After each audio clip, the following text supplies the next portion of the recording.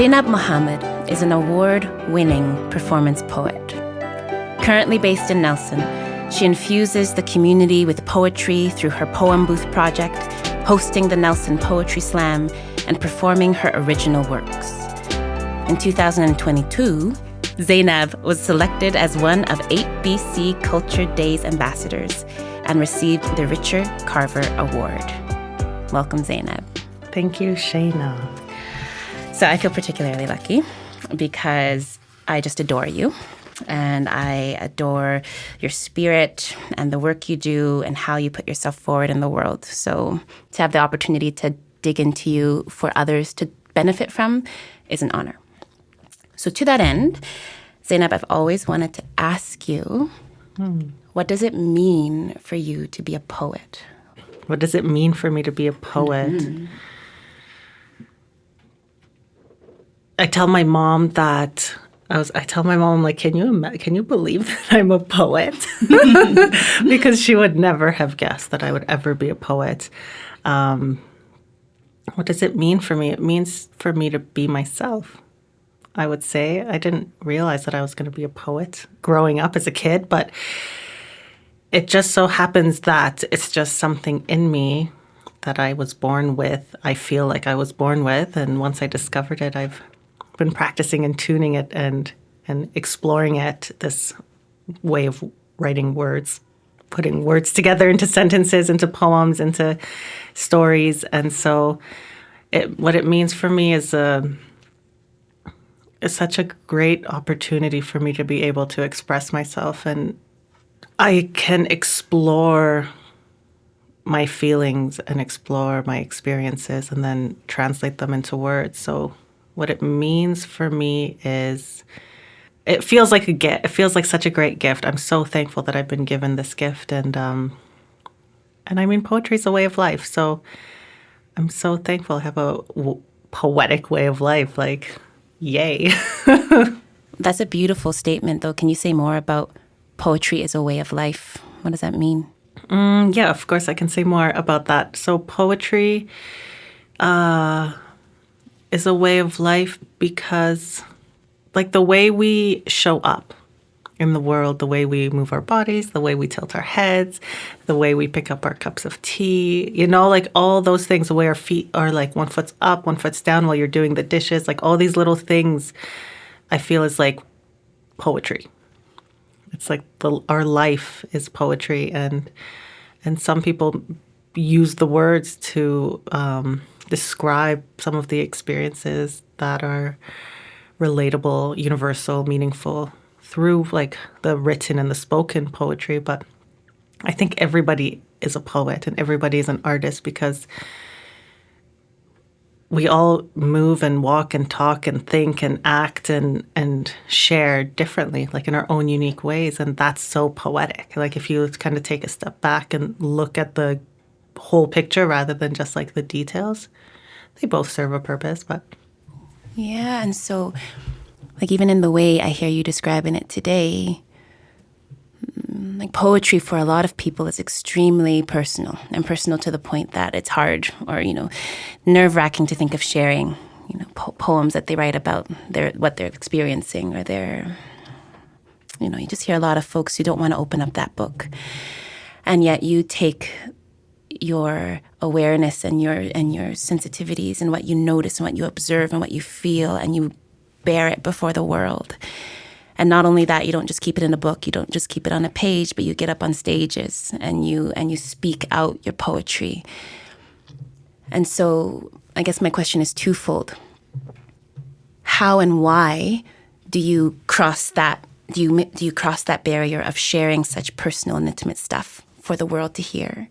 And then second of all, tell me and us about speaking your poetry publicly. So it's not just sitting on a shelf in a library. You're taking it out and speaking it to the world. Mm-hmm. Like, how do you do that, Zaynab? Why do you do that? Can you tell me? Oh, my goodness gracious. You are the one I am interviewing, so you do it first. I'll tell you later. All right. That's good. Yes, thank you for asking me those questions. Why am I... Yeah, I've, as an artist, I've definitely had a lot of doubt about myself and doubt about sharing the things that I write. But there's such a strong feeling in me that wants to share. Like, since I started writing poetry, I right away, like in my first couple years, put out a couple books of poems, and I just felt like I had so much material already that I wanted to share a few things, and I just have this innate feeling that we're supposed to, or I'm supposed to. I don't know about others, but I do feel like it's a human thing. I feel like we're all born with gifts. We're all born with specific things, and when they wake up, within us and we discover them, I'd really think we are meant to share them, And so, yeah, that's why I share my work in general. But why do I get up on stage? I mean, yeah, I don't actually know. Like, I don't know if I can put that into words, but I do know that I don't know how to not do that. Like, it's so strong. And I talked about this at the last show that I did when people asked me questions after my show. And I said that by sharing my story, like, my newest work is very personal. And by sharing my story, I'm liberating myself, I'm freeing myself. I'm putting down a load. I'm like this burden or this whatever, carrying my story. So I think I'm discovering still why I'm doing it, because I don't really know in words. I feel like it's very spiritual. Like, I feel, and that's harder to explain or have words for, but it feels because creativity, being an artist is so spiritual. Like, you're taking nothing and making something. And as a performance artist, you're giving people an experience. And as much as the words that I write and the stories that I share are powerful and meaningful, I think who I am is a huge part of that. Like, I think I can say a lot less words and still get my message across, or still give an audience this feeling. And I think that has to do with who I am and who my ancestors are, and like what carries me through the world, which is my lineage and my ancestry and my, and then just like my present self and the way I was raised and the environment I'm in and the circumstances I'm dealing with. And so, yeah, I think that answers your question. Mm-hmm, mm-hmm. Oh, yeah. And so you've given us a lot of threads that I want to get you to weave together. But before we go down into those threads, I want to preload it, because not everybody should know exactly what Zaynab is doing. But if they don't know, we first got to know one another because you were embarking on a project to listen. And by the end of that first round of the project, there was something close to 50 people in the community and beyond that you interviewed about why, when, how, where they listen. And I know that seed project has led to things that you've done more recently. But before we get to that, can you tell me, what was it like to take that journey of listening to others, talk about listening? What did you learn about the act of and the art of listening? Thank you for asking me that. I want to just go further back, because before I interviewed people, I took a year of listening to myself. And it was a really hard year of my life. Like, I feel like I got punched in the face so many times by life, like I wasn't listening, I'm a good listener. I feel like I'm a good listener. Like, I like to give people space and time to say their piece, people that I care about, or acquaintances, strangers sometimes.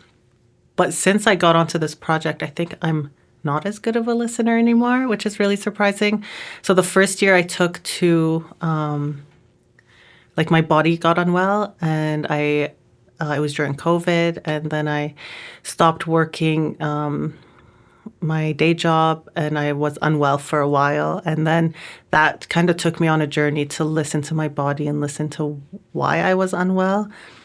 And it wasn't pleasant, and then there was just a series of events where, yeah, I listened and yeah, I really got shook. My whole life got shook, and then when it was time, and it was interesting because I had applied for funding for this interview process, and I didn't get it. And then 6 months after I got the news that I didn't get it, and after all these things that had happened in that 6 months in my life to listen, because I wasn't listening, or like life forced me to listen. Like I had no choice but to listen to and make some big changes in my life. And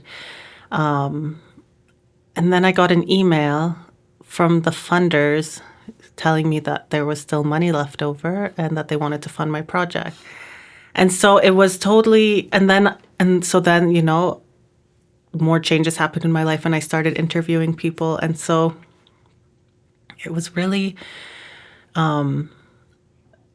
profound to have taken a year to listen to myself and to also, like, I was so humbled and also so shook by life that when it came time to listen to people, I was really attentive and careful. And it was the first time I was funded, like, for a big project. And so I was so busy. Like, I filled all my time to really dedicate to this project. And it was profound. It was hard. Like, I had to listen to it was 47 people. The interviews were 30 minutes to an hour. Some were longer. And then I recorded them all, and then I listened to them all again. And that was even harder. So there was a lot of listening happening. But it informed me in so many ways. Like, I have less capacity to listen now because of all of this. Like, I used to listen without any, like, I would listen to anyone, and now I have less capacity, or I have less tolerance to listen to some things. Like, I guess what has happened is I listen to myself a lot more and I listen to people a lot less. Yeah, that's what happened. And that emerged through this journey, this project specifically. That's something that came out of it. Wow. Yeah. And so your latest piece is called Are You Listening?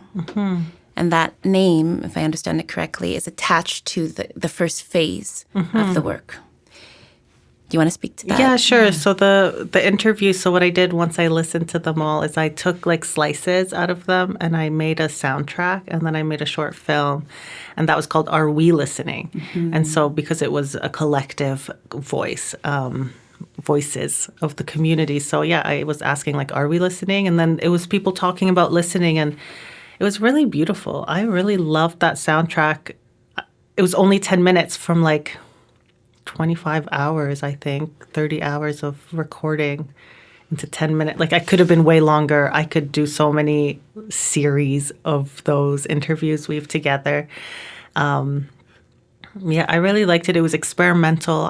I decided to make a short film and use my body and, like, do experimental movement, and that's expressing myself with my body in that way was the first time I had ever done that.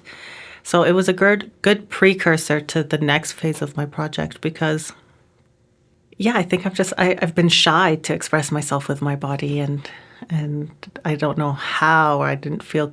I'm gaining confidence now, to, like, move freely and express and not be self-conscious about it. But it was good to, like, it's hard for me to watch myself in that film, but I'm proud that I pushed my comfort zone and tried something new, and it's helping me where I am right now as well. Yeah, so now we got to speak about where you are. So your current piece is called Are You Listening? Your courage to move and to embody your poetry and your storytelling is present in this piece. I had the privilege of being an extra set of eyes for you in the early days of this piece, but you've really made it into something, and I want to hear you talking about it a little bit more. Are You Listening is a one-woman show that I wrote, and I perform it, and it is an hour long. I always think I'll give you the synopsis, but I'm not going to give you the synopsis right now. It's a show about me. I'm telling my story. I'm telling like everything I learned from the interviews.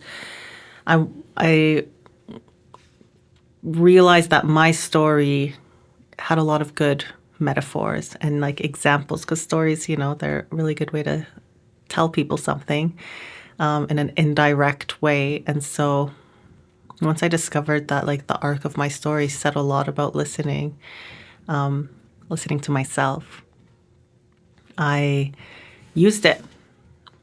And because I know it so well, it was easy to use and make use of. I didn't have to ask anyone permission. And so, yeah, it's like storytelling, poetry, movement, piece that goes through a segment of my life, and questions, listening in different ways.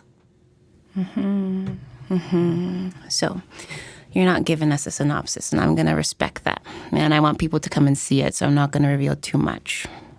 But I have a couple questions for you about it. And I don't think it reveals too much to say, because you've said as much. The story's about you and about a segment of your life. And I believe, and I think you believe it too, that it's a deep theme. Your connection to your ancestral lands is a deep theme. And so in your piece, you name Iraq, you name Lebanon, you name Palestine.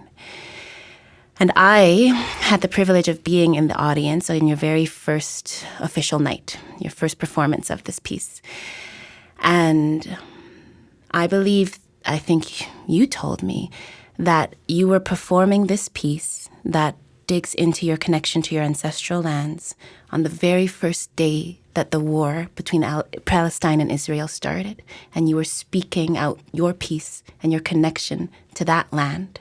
And you have continued to perform your story in the midst of of what the whole world is on the edge of their seat witnessing. And you, within this, are bearing your soul before an audience. And so the whole reason I'm here right now asking you questions is because I only wanted to do this podcast so I could have the opportunity to ask this question. Oh my goodness. Oh my goodness. And so that question is, I want you to be able to speak to what has it been like to be Zaynab Mohammed telling your story at this time in the world's history. No pressure. No pressure. Yeah, a lot of things. It's been a lot of things. I got back from Lebanon. I was there in the summer visiting my mom. I got back to Nelson the day before my tour kicked off. I was meant to be back sooner, but whatever. Anyways, I was back the day before to Nelson, and then my tour kicked off on a Friday night. And yeah, at first, the first night I didn't know what was happening, because it was like Saturday morning in Palestine and Israel, and that's when like this little segue of the struggle between those people at this time started. But first of all, so people have asked me, like, do you feel like it's timely, like your piece, because it's so aligned in the timeline of what you're speaking about and where you're from and what's happening there. And I thought it would always be timely, because what's been happening there has been happening there for so long. And so it would have always been a good moment for education and bringing perspective to that region and calling my ancestors forward as I showed up on stage. So that was going to, like, I felt like it was going to be timely regardless. However, like the first couple shows I did, I didn't really know what was going on yet, because it had just started. And then once I did a couple more shows, it felt like, wow, like this is so aligned, like what a moment. And then I did more shows, and then it just, I don't know what's happened to me since I've been back. I've been back for almost 2 months, and I literally feel like it's been so hard to be back here and not be in the Middle East. You know, I was so, like, being in Lebanon was so amazing. Speaking my language was so amazing. Being with my mom was so amazing. I felt so good being there. I felt so free when I was there. I felt like I was just myself. Like, it felt like I belonged. I fit in. I could go anywhere, do anything, like, say my piece, not say my piece. It was all good. I was safe. My, like, you know, I just felt so at home. And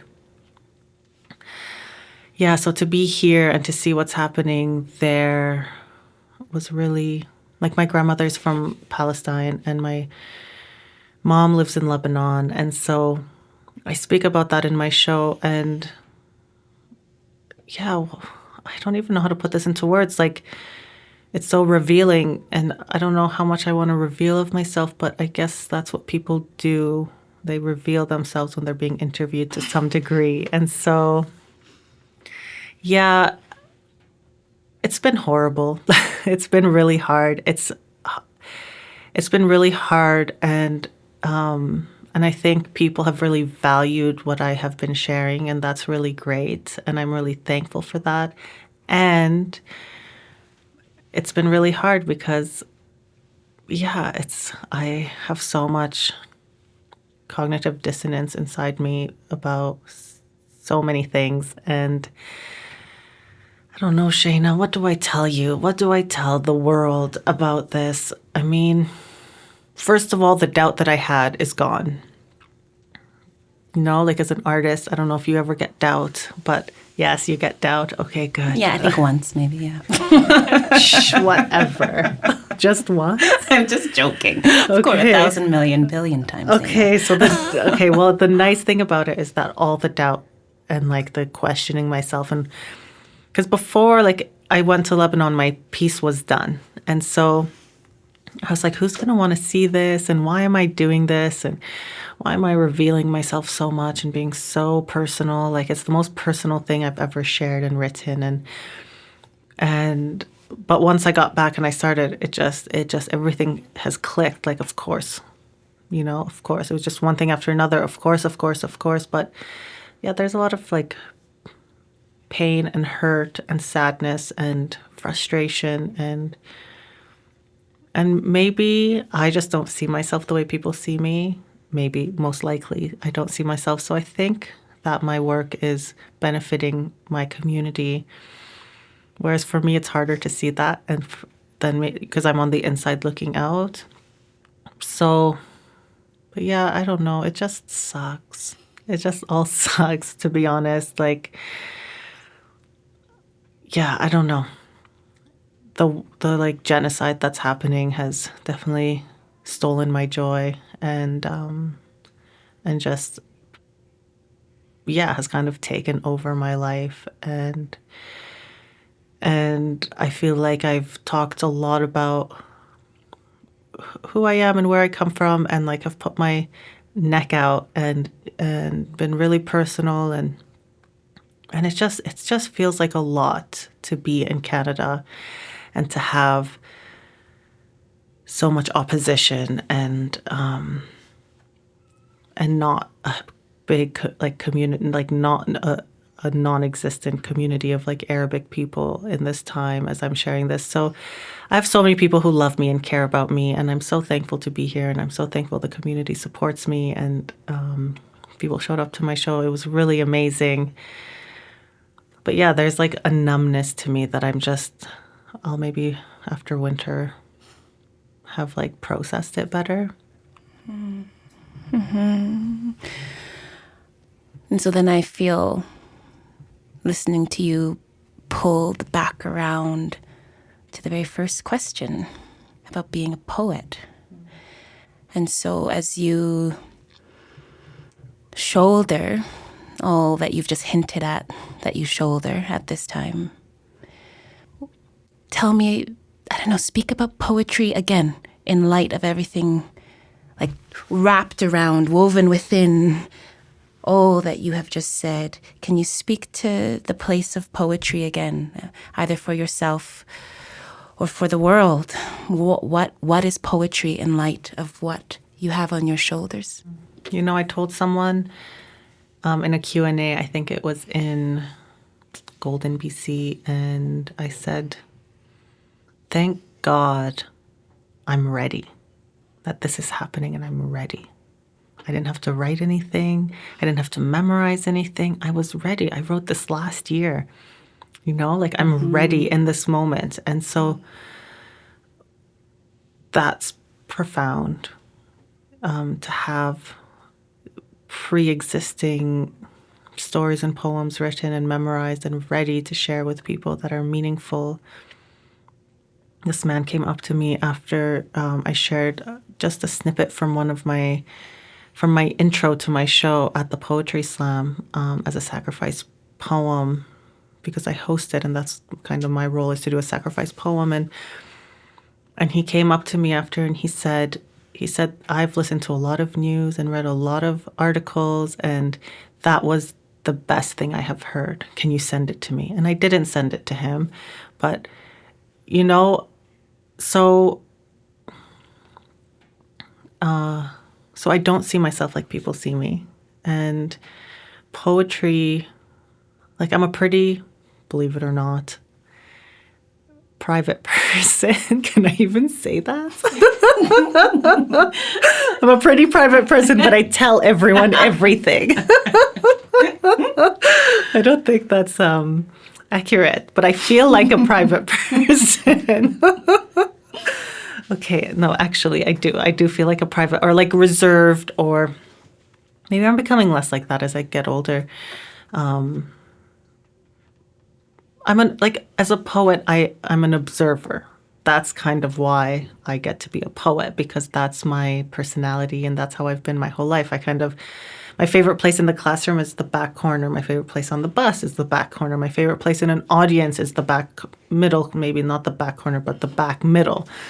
And so, I like to be, when I go to a party, I kind of hang out in the back and I observe and take in the room and feel the vibe and slowly make my way in. And so that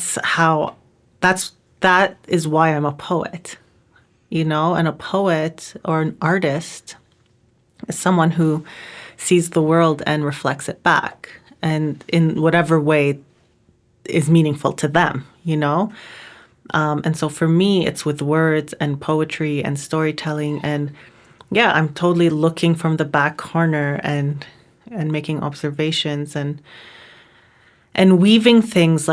For me, it's really about questioning myself, questioning the world, because I don't have answers, and I have so many questions, and I get really frustrated easily, and I have a lot of anger.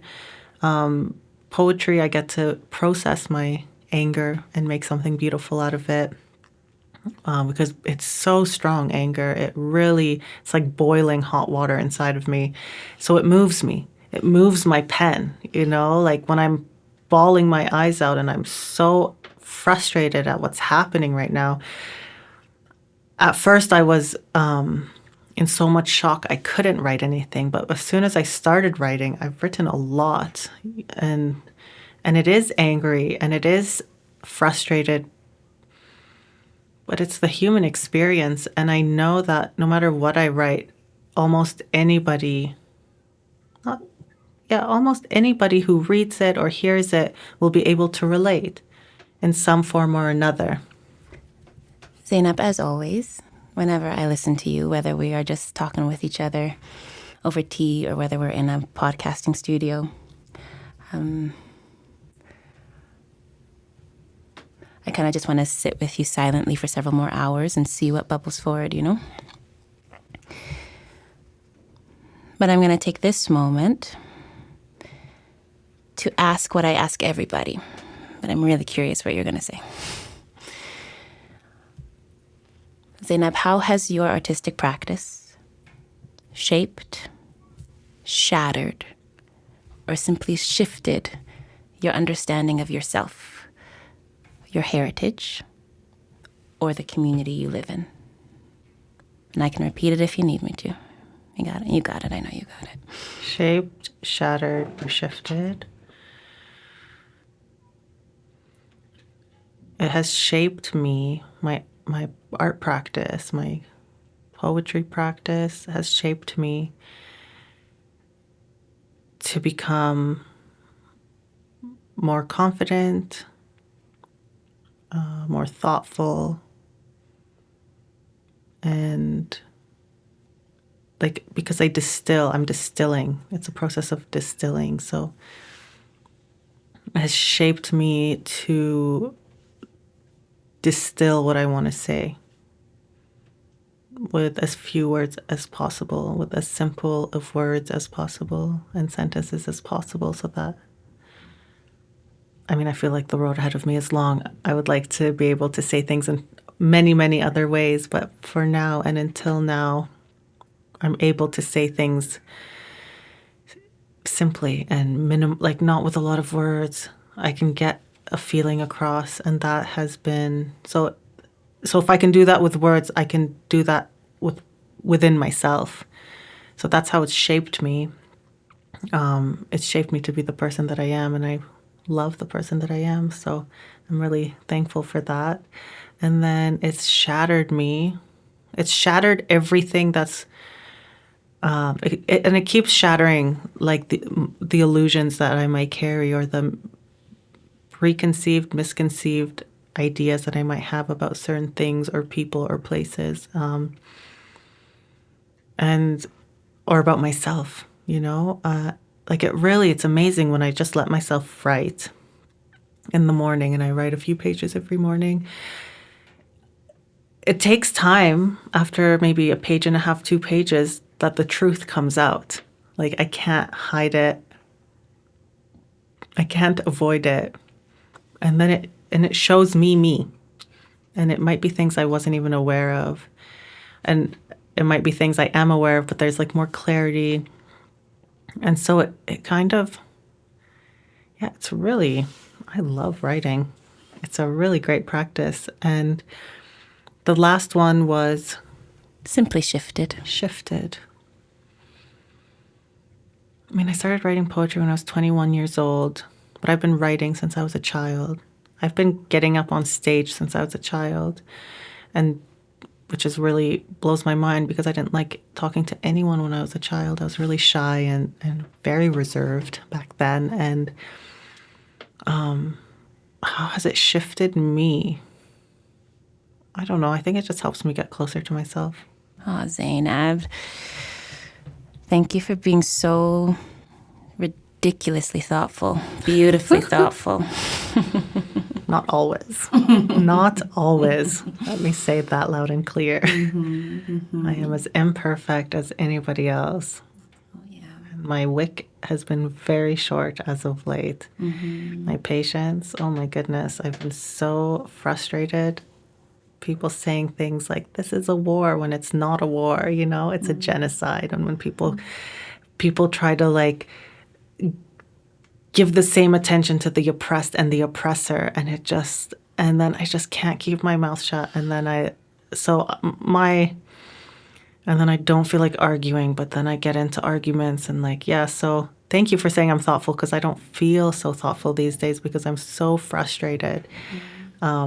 But yes, I just needed to put that in there, put my beautiful imperfections in there, and not let your words get to my head. Oh, we'll have to continue the conversation, my dear Zaynab. But for the souls out there that are drawn to you, and I think a lot of folks will be, and who just want to keep encountering your poetry, or who want to see your newest show, how can they find you? They can find me on Instagram and my website. So my Instagram is Poems by Zaynab, and my website is my name, zaynabmohammed.com. And yeah. Beautiful. Thank you again, Zaynab. Thanks for having me, Shayna. I look forward to talking to you more later. You got it. Thank you for listening to the Vibrant Basin podcast. I'm your host, Shayna Jones. Vibrant Basin is produced by the West Kootenay Regional Arts Council. Thank you to our sound technician and editor, Carlo Alcos, and our producer, Kaylee Linz, with production support from Margaret Tessman and Natasha Smith.